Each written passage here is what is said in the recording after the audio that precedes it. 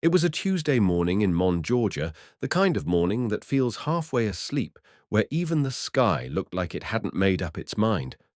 The sun was stuck behind a layer of thick grey clouds, casting a dull filter over everything. Streetlights still glowed faintly, like they hadn't been told to shut off yet. Outside, the air hung damp and heavy, and the town moved slowly, like it knew what was coming, but didn't have the strength to stop it.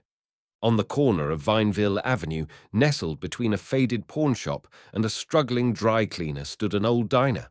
The kind with a flickering neon sign that no longer lit up with a bell on the door that jingled slightly off-tempo, and windows so foggy you had to squint to see who was inside. Inside, though, was warmth, the kind not from the heater but from the rhythm of ritual. The clink of ceramic mugs, the hiss of bacon, the voices of people who didn't need small talk to fill the silence. Clarence Dupri was already there. He sat in his usual booth back to the wall, eyes facing the street, one leg slightly stretched out to ease the ache in his knees. He had the same seat every week, like clockwork. His army jacket hung off him loosely, the cuffs frayed. The colour faded into something that could no longer be called green. But it was clean, neatly pressed in the way that only men who've served tend to keep their clothes, like everything had to earn its place. He didn't draw attention. He never did. But if you looked closely, there was something noble about the way he carried stillness. Something weighted behind his quiet, a scruff of a beard trimmed just enough to show discipline, not carelessness. Hands that trembled slightly, not from weakness, but from memory. A gaze that seemed to watch three things at once: the street outside, the past behind, and the moment ahead. Carla, the waitress, moved through the space like a conductor in an orchestra of mismatched coffee cups and old men. Early 30s, sharp tongue when needed, soft hands when it mattered. When she passed Clarence's booth, she didn't ask what he wanted. She didn't have to. "Morning, Mr. Dree," she said with a tired smile. "Morning, Carla," he replied, voice low and even. "You want your usual." Clarence just gave a single nod. That was enough. It always was. At the counter, Harold glanced up over the top of his glasses. 70-something always looked angry until he spoke, and then you realized he was just tired. Tired of people stealing sugar packets, tired of taxes, tired of seeing people like Clarence fade into the background. That man, Harold muttered to Carla as she filled a cup with dark, bitter coffee, could run this place better than I do blindfolded. Carla smirked. "He's the only reason I haven't quit twice already." Clarence didn't react. He never commented on their whispers. But he heard them. And in some way, maybe he held onto them like anchors to remind him that even if the world forgot him, someone in this little corner of Georgia still saw him. His coffee came. No cream, no sugar, just the way he liked it. The warmth of the mug in his hands seemed to anchor him more than the caffeine ever could. He stared out the window, watching the city blink awake. A bus hissed to a stop across the street. A mother rushed her two kids through the crosswalk.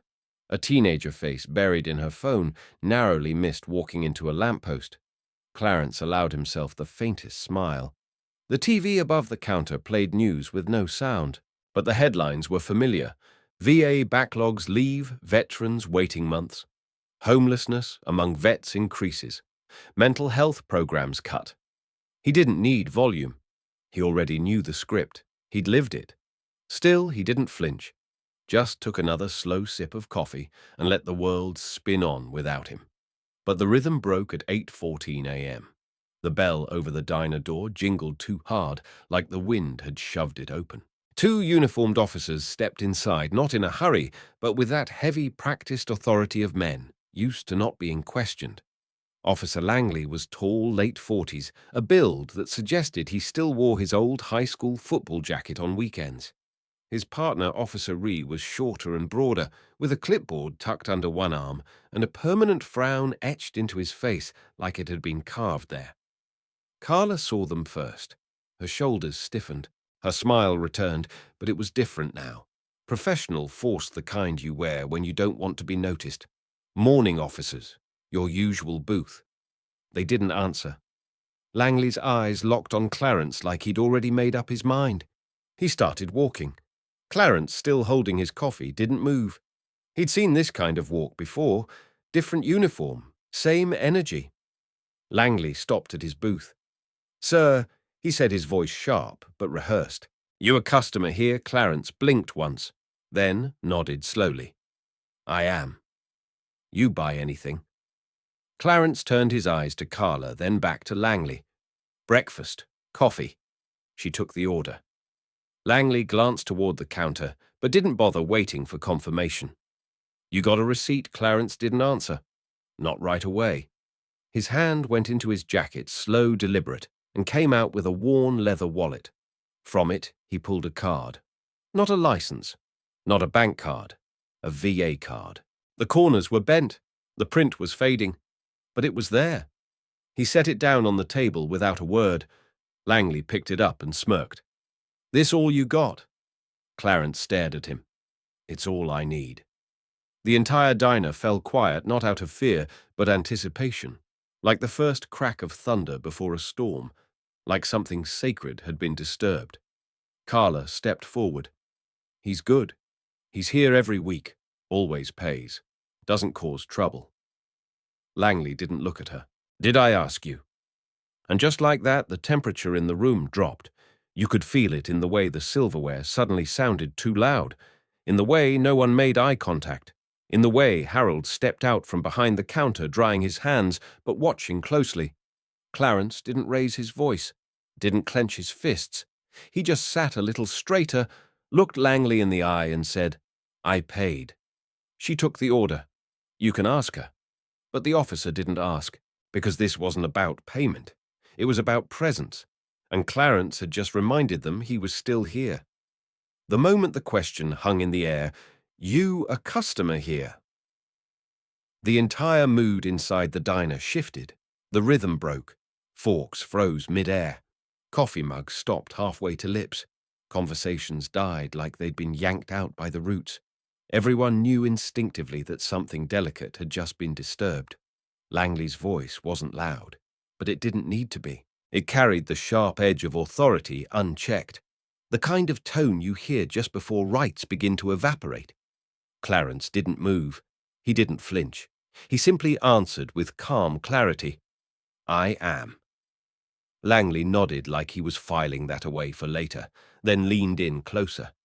"You buy anything?" Clarence tilted his head toward Carla, then back to the officer. "Coffee. Breakfast on the way." Ree stepped in from behind, clutching his notepad like a weapon made of paper. "You got a receipt?" Before Clarence could respond, Carla stepped up fast, her voice firm but measured. "He's good. I took the order myself. He's in here every week, always polite." Langley turned, but not to thank her. His gaze cut through her like she was furniture. "Did I ask you?" That stopped Carla cold. It wasn't just the words. It was the way he said them, like she didn't belong in the conversation, like her voice didn't count, like her truth couldn't possibly matter. Clarence's eyes flicked to her just for a second, and then back to the officers. He leaned back slightly, pulling out the worn wallet again, with the same slow, deliberate motion that veterans never quite unlearn. From it, he slid out his VA card, the same one that had barely warranted a glance the first time. He laid it on the table like a chess piece.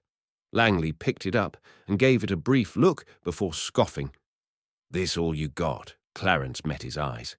"It's all I need." Ree gave a low chuckle, then stepped forward slightly, arms crossed, eyes narrowing like he was about to write Clarence's entire story in the space of a glance. "You homeless." Clarence didn't deny it. He didn't offer apologies. He simply nodded. "No house. But I got a home. In this town. In this booth. With these people." Langley took a step back and gestured broadly to the room. "This is the problem. People think they can just take up space, camp out in places where they don't belong. Folks like this get too comfortable, and decent people have to put up with it." Nobody responded. At a table near the back, a young couple looked down at their untouched pancakes. The man adjusted his glasses. The woman clasped her hands together tightly in her lap. A delivery guy near the door shifted his weight from one leg to another, pretending to check his phone but not really scrolling. Everyone saw what was happening. No one said a word. Carla tightened her grip on her notepad. Her voice came back low but unwavering. He comes in every Tuesday, pays cash, never asks for anything he doesn't earn. He's not some freeloader. He's a regular. Langley ignored her again, turning instead to Clarence with a smirk. How long you been here? Clarence looked at the dusty wall clock. About 30 minutes. Langley leaned in. And how long you planning to stay? Clarence met his gaze, voice still calm. Long enough to eat my breakfast. Just like everyone else. There was a long pause. Then Carla appeared beside the table again, sliding down a plate of food, eggs grits, bacon toast, only slightly burnt. Here you go, Mr. Dupri. Langley raised an eyebrow. So now you're rushing the food out. No, she said. I'm doing my job. Maybe you should let him eat so he can do his. Ree turned back to Clarence, tapping the notepad now. Name Clarence gestured to the card. It's right there. I asked for your name out loud, Ree insisted. Tone tightening. Clarence let out a slow breath. Clarence Dupri. Date of birth. Clarence didn't look away. February 10th, 1968. Ree walked out to the cruiser without another word, muttering into his radio. The door slammed behind him. Harold stepped out from behind the counter, now wiping his hands on a rag. His voice was even, but his jaw was tight. Officers, you need to talk to someone you can talk to me. But don't turn this place into a scene. That man has done nothing wrong. Langley barely glanced at him. We're responding to a concern. From who? Harold asked. Langley didn't answer. Clarence's hands rested flat on the table, one over the other. His fingers were steady now. His eyes followed the officer's every movement, not with fear, but with precision. Then slowly, without any announcement, Clarence reached into his jacket again. Langley's hand hovered near his holster just for a moment. But Clarence didn't pull out a weapon. He pulled out an old flip phone. Scratched. Faded. But still alive. He opened it calmly. Pressed a single button on speed dial. Waited. Then raised it to his ear. The diner held its breath. Harold froze behind the counter. Carla took a step closer, eyes narrowing. The phone clicked. Clarence spoke barely above a whisper. It's happening again. He didn't explain. He didn't look up. He just let the words hang there, quiet, steady, chilling. And for the first time, Langley looked unsure, because it wasn't what Clarence said. It was how he said it, like it wasn't a warning. It was a signal. And the storm hadn't even started yet. Theme power shift and unexpected authority.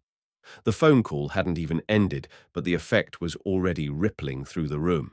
Clarence closed the flip phone, slowly placed it down next to his untouched plate, and leaned back not in defiance, but in calm certainty. The kind that doesn't come from arrogance, but from experience. Langley's jaw clenched. Who did you just call? Clarence didn't answer. He didn't need to. The room already felt different. The bell over the diner door rang hard, not like when a customer walks in, but like something more official had arrived. A tall man in a navy suit strode through the entrance. He didn't look left or right, didn't pause. He moved with intention like he already knew where to go. His shoes didn't make a sound on the old tile floor, but his presence was louder than a shout. He stopped at Clarence's table, pulled a slim leather badge wallet from his inner pocket, and flipped it open. Assistant Director Mark Sorrell, he said evenly. Department of Justice. The room went dead still. Carla dropped a fork behind the counter. Harold's hand stopped mid-wipe on a coffee mug. Langley took one involuntary step back. Officers, Sorrell said, turning to face Langley and Ree. I'm going to need your badge numbers. Langley hesitated. Sir, we were just responding to a complaint. There was no complaint, Sorrell interrupted. This establishment didn't report anything. What you did was approach and detain a civilian without cause. You bypassed reasonable inquiry. You ignored 2 witnesses and escalated without justification. All of which he paused has been recorded. Ree swallowed. His face was pale, already shifting into panic. "Sir, we didn't know." "You didn't ask," Sorrel cut in. "You assumed. That's not police work. That's profiling." Langley's hand hovered near his belt, not on his weapon, just resting there like muscle memory. "With all due respect, this isn't your district. You're not our commanding officer." Sorrel took a step forward, voice dropping to a dangerous calm. "I'm not your commanding officer. I'm the man who signs off on the people investigating you." The room sucked in a collective breath. Clarence didn't move. He reached for his coffee and took a sip, the steam curling upward like a slow exhale. Calm, present, in control. Langley looked around, realizing for the first time just how many people were watching. A man at the window had his phone out recording. The delivery guy near the door hadn't moved. Carla was gripping the counter so tightly her knuckles were white. Harold had crossed his arms and was now staring directly at Langley like a father watching a child lie through his teeth.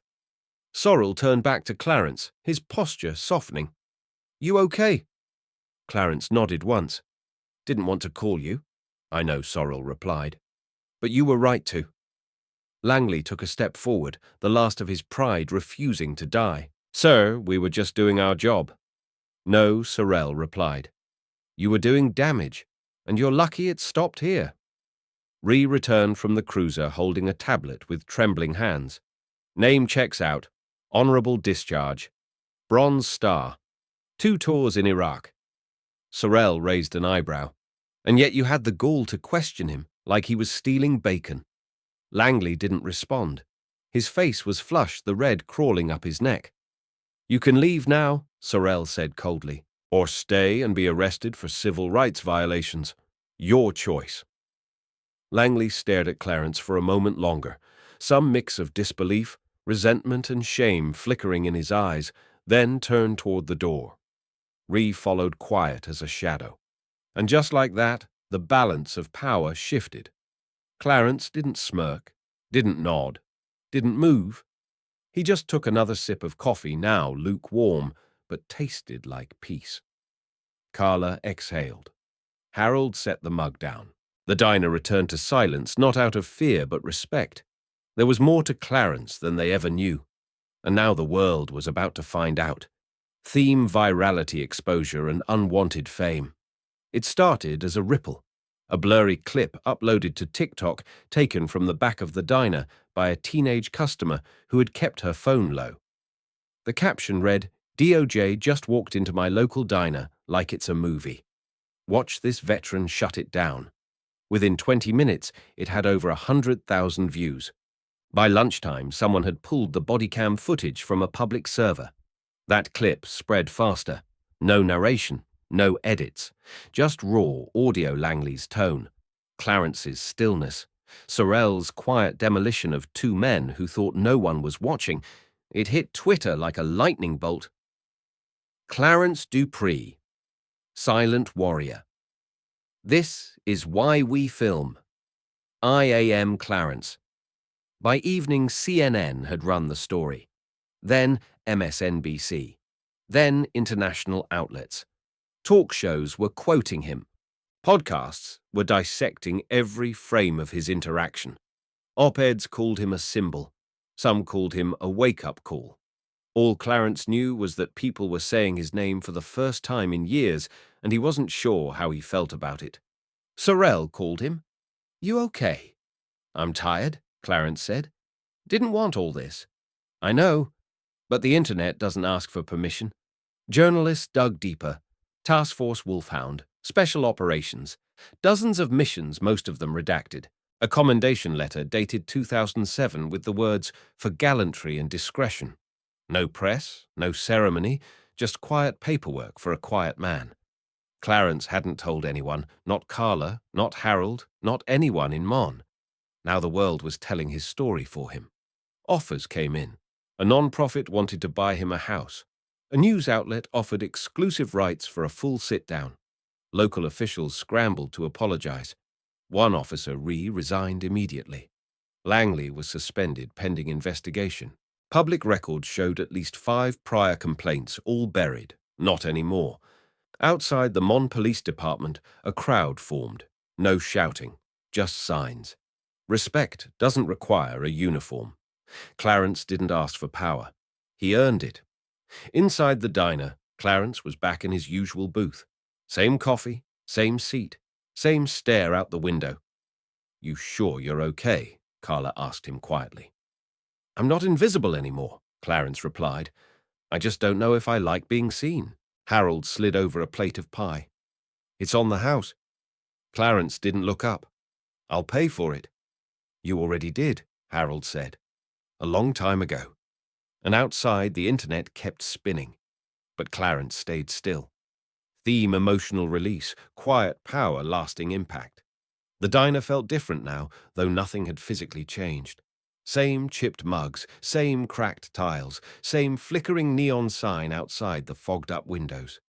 But there was a kind of weight in the air, a hush that wasn't forced, just felt like the walls were listening. Clarence walked in just past 9:00 a.m., 3 days after the firestorm. There were no news vans parked outside this time, no viral teenagers pointing their cameras, no TikTokers trying to recreate the booth. Just the regulars again, folks who came for Harold's greasy bacon and Carla's side of sass service. He wore the same army jacket, the cuffs more frayed now than before, but he moved with purpose, like a man not seeking attention, but holding the room anyway. Carla looked up from behind the counter. She didn't smile. She didn't speak. She just nodded. A silent acknowledgement passed between two people who had weathered something together. Clarence didn't sit. Instead, he stepped into the open space between booths, the place where the light from the window hit the floor just right. He cleared his throat not to demand silence, but to make sure his voice wouldn't shake. Some turned to look. Others just listened with their eyes still on their plates. They all knew why he was standing. "I'm not a hero," Clarence said, his voice steady but worn. "I didn't sign up to be a symbol. I didn't go looking for a camera. I came here for breakfast." A pause, the kind that demands breath. "I came here for a seat, for a warm plate, for coffee that was too strong and toast that was sometimes burnt. I came here to be human, and for a while in this booth, in this place, I was allowed to be. No one moved, not even Harold, who usually kept one eye on the register. You all saw what happened. Some of you were here. Some of you watched the video. Maybe you shared it. Maybe you felt angry. Maybe you felt shame. But let me ask you something." Clarence scanned the room. His gaze wasn't accusing, it was searching. "Did you see me before that day?" Not one head nodded. "I was here," he continued, "every Tuesday. Same seat, same food, same folded napkin, but I was invisible.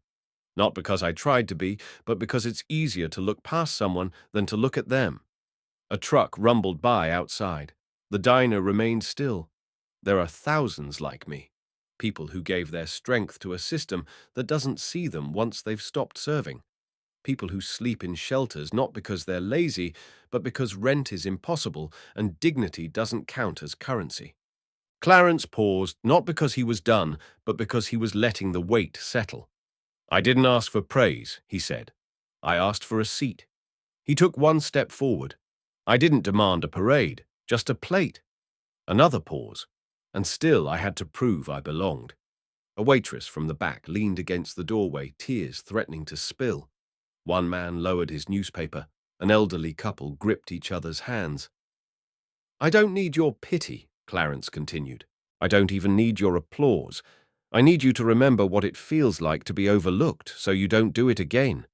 I need you to stop looking at uniforms like the only proof of worth. I need you to listen before the camera rolls, before the story goes viral, before the moment becomes too late to do something." He sighed, not out of exhaustion but release.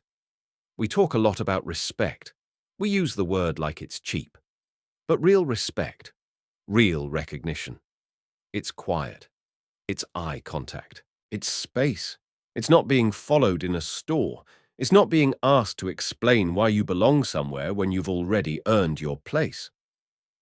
Clarence let the words hang. No one filled the silence. They couldn't. "I was seen because someone hit record." But what about the days before? What about the men and women still sitting out there right now on benches, in shelters, in diners just like this, who haven't gone viral yet? He looked at Carla. You saw me. He looked at Harold. You protected me. Then he turned back to the room. Be more like them. Clarence reached into his jacket, pulled out a folded note, and placed it on the counter. For the next 10 veterans who walk through that door, he said, their breakfast is on me. He turned toward the exit. No one clapped. They didn't need to. Some things are louder in silence. Clarence walked out with his shoulders square, his stride slow but sure. He wasn't a man elevated by the world's spotlight. He was a man who had carried truth long before the world noticed, and now, having spoken it aloud, he could finally let some of it go.